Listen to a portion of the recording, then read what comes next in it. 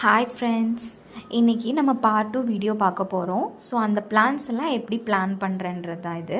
So first வந்து நான் செம்மண் எடுத்துக்கிட்டேன். அதுக்கு பிறகு வந்து கொக்கோ பீட்டு இன்றைக்கி தான் எனக்கு வந்து டெலிவரியே வந்துச்சு.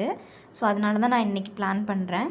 ஸோ ரெண்டையுமே மிக்ஸ் பண்ணிவிட்டு ஸோ அதை வந்து அந்த சைஸ் பாட்டில் வந்து போட்டிருக்கேன். ஸோ நீங்கள் இப்போ பார்த்தீங்கன்னா அந்த மண்புழு தெரியும். நேச்சுரலாகவே இந்த செம்மண்ணில் வந்து எர்த் வார்ம்ஸ் நிறைய இருக்கும். ஸோ அதனால் நான் பெரிய அளவில் ஃபர்டிலைசர் எதுவுமே கொடுக்கல.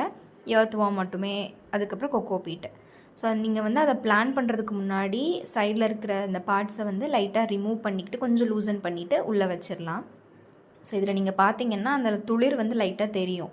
ஸோ இந்த 2 பிளான்ட்லேயுமே வந்து துளிர் விட ஆரம்பிச்சிருச்சு. நான் பிளான்ட் வைக்கிறதுக்கு முன்னாடியே அதில் பூ இருக்காது. ஏன் அப்படின்னா நான் பூவை வந்து கட் பண்ணிட்டேன். ஸோ அப்போ தான் கொஞ்சம் துளிர் விடும் ஈஸியாக அப்படின்னு.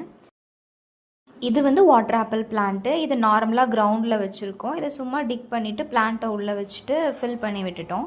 ஸோ ஃபர்டிலைசர் எதுவுமே கொடுக்கல. கொஞ்ச நாளுக்கு பிறகு வந்து டிஏபி கொடுத்தா போதும். இதுவும் சரி, ரோஸ்க்கும் சரி.